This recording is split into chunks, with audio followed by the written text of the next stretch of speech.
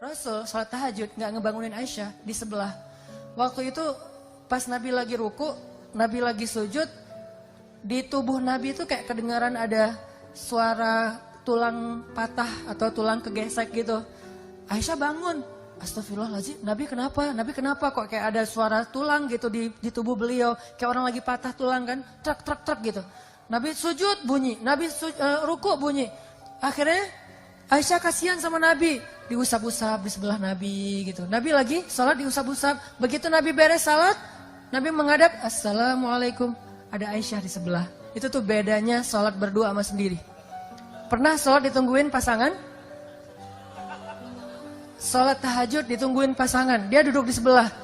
Kok duduk di sebelah gak ikut sholat Ustaz? Lagi dapat gilirannya, periodenya. Jadi nggak bisa sholat, lagi haid. Duduk di sebelah, nggak bisa sholat juga dia kayak setia gitu dampingin sholat. Apa bedanya? Bedanya pas salam. Assalamualaikum warahmatullahi. Beda. Kalau sholat sendiri, Assalamualaikum warahmatullahi. Mana sih? Nggak ada siapa-siapa gitu kan? Kalau ini sholat salam, terus bedanya lagi apa? Pas amin. Waladhdallin, amin. Gitu aminnya. Kalau sholat sendiri, waladhdallin. Gak ada yang aminin.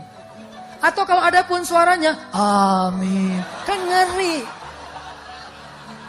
Jadi kalau kalian pengen ibadahnya tuh kayak nyaman gitu ya, nikah ya.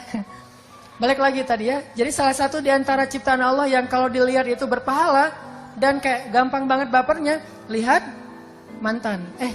Pasangan maksudnya. Istri, bukan lihat mantan. Lihat mantan di sosmed gak boleh. Pakai akun palsu. Kok Ustaz tahu aja sih? Pengalaman. Enggak lah, saya akun cuma satu. Hanan_Attaqi, follow. Modus. Oke, jadi gimana sih caranya kita zikir, kita nyebut nama Allah tapi kerasa di hati. Salah satunya teman-teman coba sebut nama Allah itu yang sesuai dengan masalah kita. Jadi kalau kita ada masalah, makanya kita hafal beberapa nama Allah itu sesuai dengan masalah. Kenapa ada 99 walaupun bukan batasan? Karena nama Allah itu nggak terbatas kan. Cuman yang terkenal itu kan 99 tuh. Sama kayak nama Nabi kan yang terkenal itu 25 kan. Padahal yang kita kenal bukan 25 loh, 26. Ada satu lagi yang kita kenal, common, Nabi Khidir. Berarti kan Nabi bukan 25. Ada Nabi Khidir, ada Nabi Yusha, Joshua, ada Nabi Daniel. Nabi itu ada lebih dari 100.000. Cuman yang terkenal 25. Nama Allah yang terkenal 99, tapi nggak terbatas. Kenapa ada 99? Biar kita tuh kalau lagi ada masalah, nyebut nama Allah itu sesuai dengan masalah kita. Masalahnya hutang, nyebutnya apa? Ya Razzaq. Kalau kita punya hutang, ya Razzaq, ya Fattah. Kalau kita kayak habis diputusin, nyebutnya apa? Ya Wadud, ya Sami. Kenapa? Orang kalau habis diputusin kan pengen curhat kan? Curhat sama teman kadang-kadang kita baru buka curhat, dia curhat balik. Gue pengen curhat nih. Kenapa? Gue habis diputusin. Ya laki-laki emang semuanya kayak gitu. Gue juga kemarin diputusinnya dengan cara yang panjang. Padahal kan kita yang mau curhat. Kenapa dia curhat duluan gitu kan? Yang lebih parah lagi kita curhat lewat telepon. Dia dengerin loudspeaker. Udah gitu dia ngapa-ngapain, pergi ngapain gitu. Kita ngomong sendiri gitu kan, garing gak sih? Ngomong sendiri kita kayak udah bersemangat banget. Dia baik banget loh, dia mau dengar curhat gue. Ngomong panjang lebar. Terus lama-lama kita curiga, kok diam aja sih? Lu masih ada gak sih? Akhirnya dia lari dari dapur. Oh iya masih ada. Terus balik lagi. Ini itu manusia, dia bukan Sami'. Apa arti Sami'? Ini terjemahan mainstream. Saya tuh gak suka mainstream, saya pengen yang sesuatu yang baru. Tajdid dalam pemahaman. Terjemahan Sami secara mainstream, maha mendengar. Apa sih maksud maha mendengar? Kalau menurut saya, Sami itu bukan hanya maha mendengar. Maha betah mendengar curhat. Itu Sami. Allah itu kalau dengar kita curhat, gak pernah bosan. Allah itu kalau dengar curhat dari kita, tuh gak pernah dikasih limit. Kamu punya batas waktu 5 menit aja deh. Soalnya yang curhat kan banyak nih. Hamba-hamba semuanya bermasalah, lagi pada galau nasional gitu. Ya udah kamu curhat 5 menit aja. Enggak, kita boleh curhat sepanjang malam. Begitu kita angkat tangan, Rabbi, Allah langsung mendatangi kita. Abdi, hal laka hajah? Kamu butuh sesuatu hambaku? Hal min taib, kamu pengen taubat hambaku? Hal min mustaghfir, kamu pengen minta ampun hambaku? Pengen apa? Pengen apa? Allah yang datangin kita. Allah turun dari langit dunia untuk dengan curhat kita di sepertiga malam terakhir. Allah yang datangin kita. Kalau teman kita kan kita yang datangin dia. Udah gitu kita harus bawa hadiah, kita harus traktirin dia makan, kita harus tambahin dia kuota. Ntar dia bilang, gara-gara curhat kamu tuh kuota gua habis, ya udah gua gantiin gitu kan. Kalau Allah nggak kayak gitu, dengerin curhat kita dan betah banget. Sehingga panggil Allah dengan nama yang sesuai masalah kita. Sehingga PR kita nih, challenge dari saya buat teman-teman, coba teman-teman baca terjemahan dari setiap nama di Asmaul Husna. Kan ada Asmaul Husna tuh, cari bukunya atau googling, kan ada terjemahannya. Coba pahami terjemahan itu. Salah satunya apa? Jabbar. Al-Jabbar. Al-Jabbar ini kan kalau dalam bahasa umum tuh yang maha memaksa. Yang maha perkasa, kuasa gitu. Memaksa sesuatu tuh sesuka dia. Itu Jabbar. Tapi Jabbar juga dalam makna yang lain. Yang maha mengobati sakit hati loh. Itu arti Jabbar. Makanya ke dalam doa ketika kita antara dua sujud. Kita baca apa? Rabbighfirli warhamni wajburni. Apa arti wajburni? Ya Allah paksain aku gitu. Enggak kan? Kan wajburni itu dari kata Jabbar. Artinya apa? Ya Allah sembuhkanlah sakit hatiku. Jadi kalau lagi sakit hati, baper, kayak nggak terima kenyataan gitu, apa sih alasannya dan seterusnya? Kenapa sih dia left? Kenapa sih dia pergi? Kenapa dia apa segala macam kayak misalnya nge-reject telepon kita? Cara ngobatin sakit hati, wajiburni ya Jabbar. Wajiburni ya Jabbar. Jadi tergantung nada nih. Kalau ya Jabbar, itu artinya yang maha perkasa dan memaksa. Tapi kalau ngomongnya, ya Jabbar, itu artinya yang menyembuhkan penyakit hati. Makanya coba baca deh. Asmaul Husna, itu challenge anak muda ya. Coba baca, gak usah hafal. Baca aja dulu. Karena kalau disuruh hafal nanti berat. Baca aja, pas ada masalah, ngomong dengan nama itu. Wahai Zat yang maha mendengar. Saya lagi pengen curhat. Anak saya, suami saya, apa saya, kayak gitu-gitu kan ada masalah nih, masalah keluarga. Ngomong sama Allah, tapi panggil nama yang sesuai masalah kita. Itu akan kena banget. Satu, tutorial, zikir yang bikin hati kita itu kerasa. Yang kedua, coba kalau kita pengen zikir yang berkesan itu, baca juga bacaan-bacaan doa sesuai dengan apa yang pernah diajarin Nabi itu. Nabi itu banyak banget ngajarin doa-doa yang keren. Misalnya doa galau, doa kayak hampir kayak desperate gitu, kayak hampir putus asa. Bacanya apa? La haula wala quwata illa billah. Dan itu ajaib banget. Sampai ini tutorial yang ketiga ya. Kalau teman-teman pengen zikirnya berasa di hati, baca fadilah dari zikir itu. Apa fadilah? Keutamaan, benefit. Kerennya zikir itu apa? Coba baca. Misalnya nih, pas kita sholat ya. Siapa yang ketika sholat berjamaah mendengar imamnya mengatakan Sami Allahu liman hamidah. Apa artinya? Kita sering dengarkan tuh itu kan? Sehari minimal 17 kali. Sami Allah liman hamidah. 3 kata. Allah maha mendengar kepada orang yang memujinya. Itu kata imam. Imam kayak ngingetin makmum. Puji Allah, Allah lagi dengerin nih. Gitu kan maksudnya. Sami Allahu liman hamidah. Kata imam. Kita langsung muji. Rabbana lakal hamdu hamdan katsiran thayyiban mubarakan fih. Begitu kita ngomong ini, tahu nggak apa yang terjadi? Malaikat itu akan rebutan pengen doain kita. Rebutan. Gua duluan dong. Malaikat rebutan pengen nge-like caption kita. Malaikat tuh pengen nge-repost caption kita ke langit dengan kalimat apa? Ya Allah, sayangi hamba ini. Ya Allah, ampuni hamba ini. Sekarang giliran gua. Udah. Kayak rebutan orang berdoa di mana? Di Multazam Ka'bah. Kayak orang rebutan berdoa di mana? Di Raudhah Madinah. Kan itu rebutan tuh. Saya pernah tuh lagi doa di Raudhah Madinah. Lagi doa, terus disenggol-senggol dari belakang. Ya Allah, ya Allah. Jadi kayak doa itu kayak nggak bisa tenang gitu, saking dorong-dorongan. Apalagi orang Indonesia, kalau udah doa bersimpuh gitu kan, duduk bersila. Ya Allah, kayaknya paling banyak masalah itu orang Indonesia gitu, karena doanya paling panjang gitu. Orang Arab kan doanya sambil jalan ya, Rabbana atina apa segala macam beres gitu. Tapi ada yang unik juga, orang Indonesia datang di Raudhah, saya liatin aja. Yang lain kan mulutnya komat kamit, ada yang bersuara, ini diam aja. Pas sudah keluar Raudhah, amin. Jadi apa maksud dia? Dia kayak ngaminin doa semua orang buat dia sendiri gitu. Ini doa cerdas nih. Dia kayak baru hijrah gitu kan, baru hijrah terus nggak baca doa, nggak tahu. Gua baca apa sih? Ya udah deh. Amin, samain aja deh yang sama yang lain ya Allah gitu. Jadi paket komplit gitu kan. Nah malaikat itu tuh ngedoain orang yang memuji Allah ketika iktidal, itu kayak orang berdoa di Raudhah loh. Kayak orang berdoa di Multazam depan pintu Ka'bah atau di Hajar Aswad. Orang kan mau Hajar Aswad tuh kan tarik-tarikan tuh. Ada ibu-ibu tuh mau nyium Hajar Aswad sampai dia akhirnya kelempar ke atas. Kan semua di sana orang berhijab kan. Dia kelempar di atas, pas sampai kelempar atas, kelempar ke depan. Udah di depan dia nyium Hajar Aswad, kelempar lagi ke belakang, hijabnya ketinggalan di Hajar Aswad. Dia kelempar ke belakang, terus dia, alhamdulillah bisa cium Hajar Aswad, bu kepalanya, astagfirullah gitu.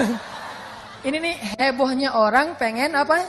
Pengen doa di sana kan ya. Nah ternyata malaikat itu juga ada kayak momen-momen kayak gituan. Bukan cuma manusia doang kayak gitu.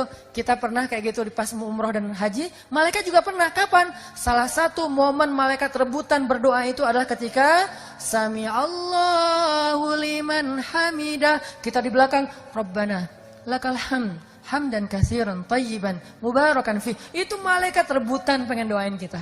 Udah dong, gua dong. Ada berapa malaikat? 70.000 malaikat. Kebayang nggak tuh keutamaan doa itu tuh? Baru baca gitu doang. Makanya kalau kita tahu fadilah, keutamaan setiap zikir, setiap kalimat yang kita baca, itu kita bakal semangat banget loh, berasa loh di hati. Kayak tadi lagi sholat, bukan GR ya, karena emang Nabi yang ngomong gitu kan. Jadi pas saya bilang, Sami Allahu liman hamidah, saya sendiri juga baca, Rabbana lakal hamdu, hamdan katsiran tayyiban mubarakan fi. Bukan saya GR, jadi tapi kayak nggak mungkin juga malaikat bilang, ngapain sih lo kayak GR banget, kita nggak doain lo, nggak mungkin. Malaikat tuh rebutan, jadi kita kayak, alhamdulillah didoain malaikat, kayak pengen iktidal yang lama. Kan 70.000 malaikat ngantri gimana tuh? Bisa semalaman kan? Kalau seandainya saya mau tuh, seharusnya Rabbana lakal hamdu, hamdan katsiran tayyiban mubarakan fi. Udah aja diam. Cuman saya khawatir makmumnya yang curiga, jangan-jangan Ustadz meninggal berdiri ini, husnul khotimah gitu kan. Akhirnya digantiin dari belakang, gitu. Jangan, itu sikut menyikut ya. Jangan ngikutin cara kayak gitu. Tapi artinya itu keutamaan. Belum lagi nanti pas kita sujud. Pas begitu kita sujud, itu posisi kita paling dekat sama Allah loh. Paling dekat gimana? Allah tuh kayak duduk di sebelah kita. Walaupun nggak ada perumpamaan untuk Allah ya. Karena Allah tidak seperti laisa kamitslihi syai'. Ini hanya analogi kedekatan nih. Bukan analogi Allah seperti apa. Analogi qurbah, dekatnya Allah. Itu kayak kalau kita sama temen tuh kayak lagi nempel kulit sama kulit. Lu ngomong apa, lu mau minta apa gitu. Kayak ayah sama anak, ibu sama anak. Anakku digendong, didekap gitu. Allah tuh lagi mendekap kita. Kapan? Pas kita sujud. Jadi begitu sujud kita tuh berasa lagi didekap Allah. Ngapain bangkit cepat-cepat? Kalau kita sholatnya sendiri. Kalau sholatnya berjamaah ya harus bangkit waktunya. Daripada nanti makmumnya curiga. Tiba-tiba ada yang lagi sujud lama gak bangkit. Ada yang gini. Apa sih imamnya? Jangan-jangan batal. Tiba-tiba ntar imamnya hilang, tinggal makmum gitu kan ya. Kenapa? Batal wudhu gitu. Akhirnya sujud yang lama. Kenapa? Karena Allah lagi dekat banget sama kita pas kita sujud. Sehingga kita baca, Rabbi ilaika aslamtu wa bika amantu wa alaika tawakkaltu. Bukan wa alaika aftartu wa bika apa. Itu mah doa iftar ya. Enggak. Ini artinya teman-teman 3 itu ya. 1, hafal Asmaul Husna. Kedua, hafal doa-doa yang diajarin Nabi, diajarin sahabat, diajarin ulama. Boleh nggak Ustadz doa kita bikin sendiri? Boleh. Selama itu baik. Kok boleh Ustadz? Berarti bid'ah dong? Nggak bid'ah. Emangnya di zaman Nabi itu ada doa tentang ujian nasional nggak? Terus kalau anak kita ujian nasional doanya gimana? Nggak bisa doa dong Ustadz, kan nggak ada contohnya dari Nabi. Soalnya anak Nabi nggak ada yang ikut ujian nasional. Doa itu adalah ibadah mutlak secara fikih. Arti mutlak, bebas selama dia baik. Beda dengan muqayyad. Kalau sholat itu muqayyad. Udah ada aturannya, how to-nya. Kalau doa mutlak bebas. Kita bisa berdoa nggak angkat tangan, freestyler gitu kan. Lu lagi ngapain? Lagi doa, kok nggak angkat tangan? Gua free ride. Jadi kayak nggak ngangkat tangan gitu. Ya Allah, santai banget anaknya. Nabi pernah doa nggak angkat tangan? Pernah. Doa apa? Doa pas naik kendaraan. Karena Nabi baca doa itu pas lagi naik. Kebayang nggak angkat tangan lagi naik kendaraan? Gimana tuh? Apalagi moge naik Harley. Sambil naik tuh, sambil baca doa kan nggak mungkin ya. Sambil angkat tangan. Pasti Nabi pegangan setir gitu kan. Setir itu adalah tali kekang onta. Itu setirnya gitu. Jadi doa nggak pakai angkat tangan boleh. Atau angkat tangan juga boleh. Gini. Ada yang angkat tangannya gini. Girly banget sih. Kan dia, kenapa kok gitu? Aku kan feminim sih. Jadi doanya tuh kayak girly banget gitu kan. Ada yang doanya standar gitu. Ya Allah. Ada yang kebuka, ada yang ketutup. Tergantung gayanya masing-masing. Ada juga yang doanya tuh kayak berharap banget. Ada yang kayak gitu. Ada yang doanya tuh gini. Pernah gak ngeliat? Nabi ketika malam perang Badar, doanya tuh gini. Itu namanya istighosah. Ada ayatnya? Ada. Il tastaghithuna rabbakum fastajabalakum. Di surat Al-Anfal. Ketika kalian beristighosah kepada Rabb kalian. Jadi istighosah itu ada dalilnya. Il tastaghithun rabbakum. Ketika kalian beristighosah kepada Rabb kalian. Apa arti istighosah? Doa yang sangat panjang. Semalaman. Nabi berdoa dari habis Isya sampai subuh. Doa, apa yang diminta sama Nabi? Ya Allah, menangkan kami besok. Ya Allah, kalau kami besok semuanya terbunuh, nggak ada lagi orang yang akan menyebut namamu di muka bumi. Saking Nabi berharapnya, Nabi mengangkat tangannya setinggi mungkin sampai jatuh syalnya Nabi diangkat lagi sama Abu Bakar. Jadi kita bisa berdoa dengan cara itu. Bisa juga, ya terserah sih. Kalau doanya misalnya kayak, ya Allah, besok saya mau ujian gitu ya.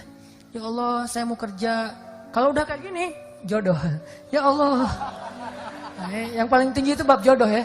Biar cepat diijabah gitu. Ya Allah, besok saya mau menghadap calon mertua yang berkumis tebal. Dan dia kayak serem banget gitu. Ngomong sama Allah. Bisa angkat tangan. Yang ketiga caranya gimana? Doa dengan nelunjuk. Nelunjuk ini bukan, ya Allah harus loh ya. Bukan. Orang Arab kalau angkat tangan dengan nelunjuk, ini maksudnya apa? Iya karena abudu, wa iya karena selain engkau satu-satunya ya Allah. Makanya di Mesir tuh pas saya lagi kuliah di Mesir, kalau lagi kunut itu keren banget loh, kolosal banget. Jadi imamnya baca gini, Allahumma hdina fi man hadait. Makmumnya bukan bilang amin, bilangnya apa? Ya Allah, itu serentak satu lapangan besar. Apalagi bulan Ramadan, sampai jalan-jalan tutup semuanya. Wa'afina fi man afait. Ya Allah, gitu serentak. Itu tuh kolosal banget, keren banget. Makanya mudah-mudahan ini jadi tren juga ya di anak muda. Kita sholat subuh berjamaah. Begitu imamnya kunut, Allahumma hdina fi man hadait. Imamnya jangan buru-buru. Allahumma hdina fi man hadait. Jangan gitu, yang santai. Biar apa? Biar aminnya serentak. Kita aminnya di belakang, amin. Aminnya tuh amin cowok. Jangan amin. Jangan gitu. Amin cowok, amin. Begitu. Wa'afina fi man afait. Amin. Itu kan keren ya. Jadi kayak kolosal gitu subuhnya. Wah, Masya Allah itu luar biasa. Dengan syarat imamnya tahu gimana cara bikin crowd itu. Dia manajemen crowdnya tuh bagus si imamnya teh. Dia ngerti cara bikin crowd itu jadi kayak dia jadi center of interest tuh dia ngerti banget. Nah imam kayak harus ada pelatihan juga kayaknya. Imam gimana cara perform yang bikin crowd itu jadi interest ke dia kayak gitu-gitu. Itu keren banget. Sehingga mudah-mudahan ini jadi kayak kebangkitan Islam dimulai dari Indonesia. Karena kata Nabi di akhir zaman kebangkitan Islam itu datangnya dari timur. Dan yang paling timur mayoritas muslim terbesar di dunia itu adalah Indonesia. Dan Indonesia punya harapan untuk itu. Kenapa? Di mana-mana dalam sejarah selalu kebangkitan itu dimulai dari anak muda. Termasuk Islam di zaman Nabi. Ketika awal Nabi berdakwah, 90% orang yang pertama masuk Islam itu syabab, pemuda semuanya. Dan Indonesia mulai tahun depan akan menjadi negeri dengan mayoritas penduduknya anak muda.